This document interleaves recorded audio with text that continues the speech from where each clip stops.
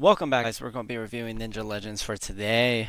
It's a new Roblox game. I think it's new. Actually, it's probably been out for like 6 months. They've been updating it constantly, so honestly, it's always new. Alright, let's get into it. Alright, so this is a spawn area. Very colorful, very nice. Okay. We have three main things going on over here. We have the skills and upgrade skills, the shop to buy items, and the sell your ninjutsu. Okay, so what is ninjutsu?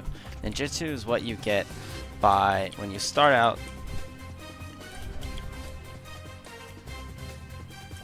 Alright, so for starters, we have, in order to... Okay, when you spawn in and after that, and you look around a little bit, the first thing you want to get started on is getting your ninjutsu. How do you sell ninjutsu? How do you sell things in order to make coin and in order to buy things at the shop? Well, it's simple. You press 1, it's going to be the first thing in the inventory. I think you spawn with like a green stick, and you just left click.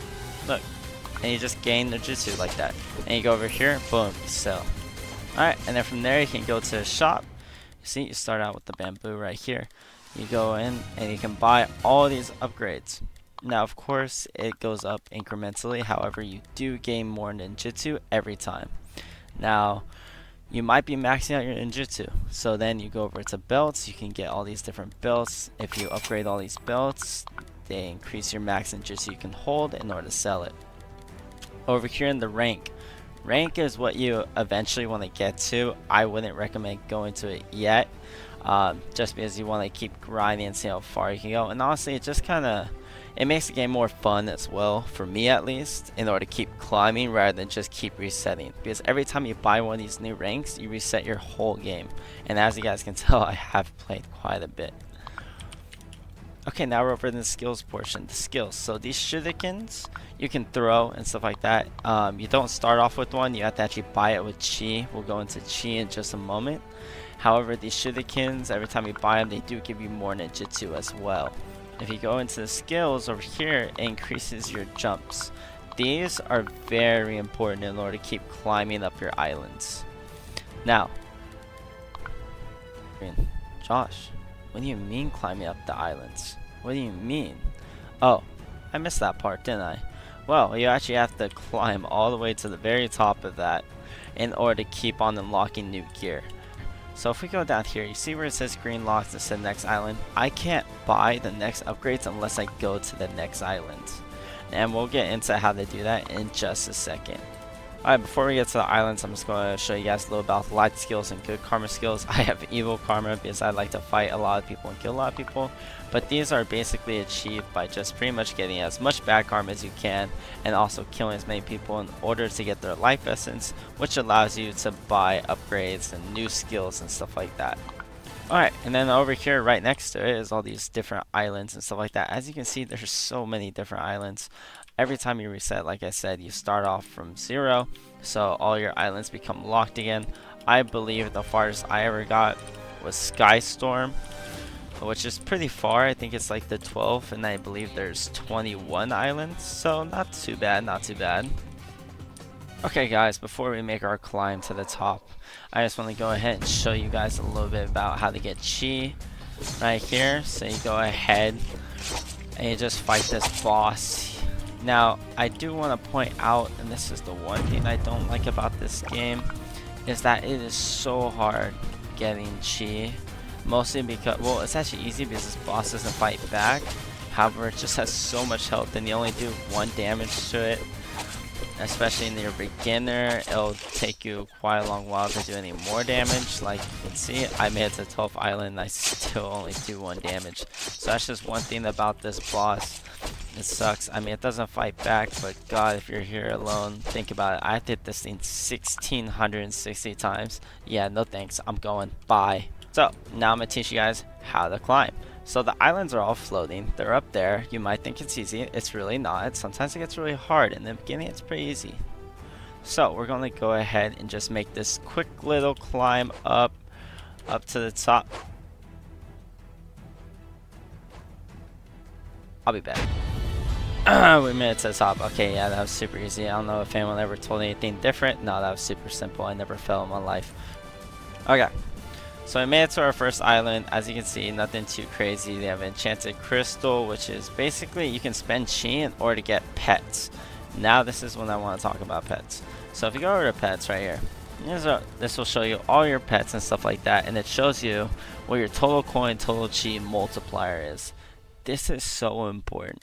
The better pets you have, the more multiplier. As you can see, most of my multiplier is coming from this one pet alone, which was actually gifted to me by someone else. However, if you don't have a pet, you want to first get a pet. I got this one when I first started, and it was so good, and it helped me go a much longer ways. So you can only imagine what this one would do.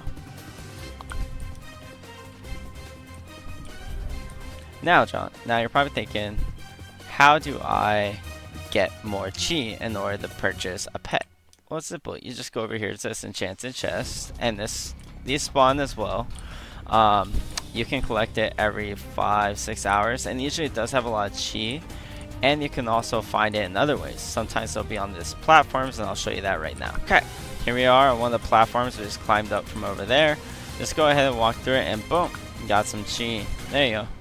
And that is honestly the best way to get chi, unless you want to fight the boss for God knows how long, maybe 6, 7, 8 hours. Yeah, no, I'm okay. I'm not doing that. All right,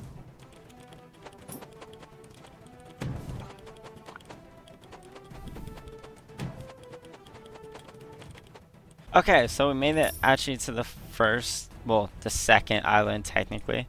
The second main island that has a portal.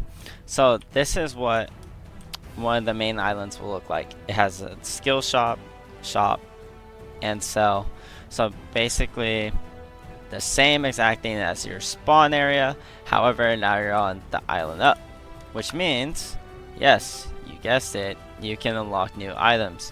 What these locks mean in the shop means that you have to go to this island. I believe this is Astral, which is the space one. I could be wrong, but it even says right here next island, so you have to wait. Discover the next island above to continue unlocking.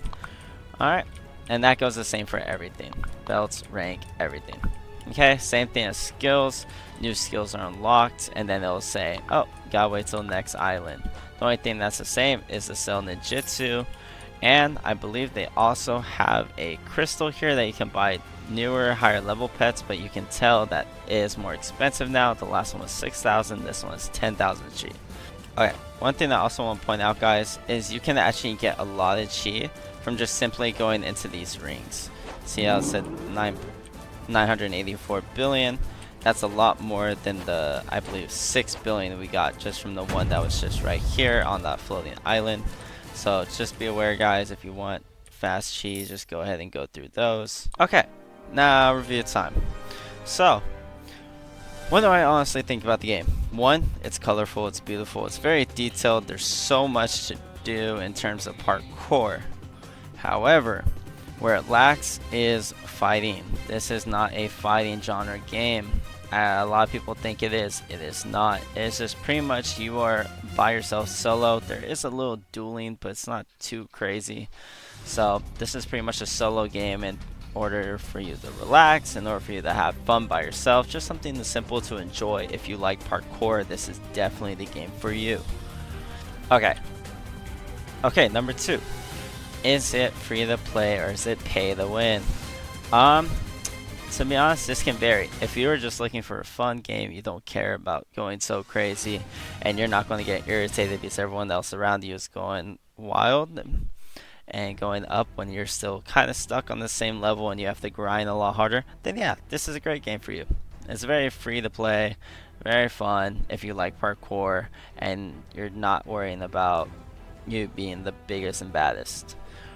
However, if you are a pay-to-win player, this is definitely a game for you because these pets alone, if you buy the packs and these pets, oh yeah, you're definitely going to be up there top tier. I mean, it's 2,500 Robux, so it's not cheap.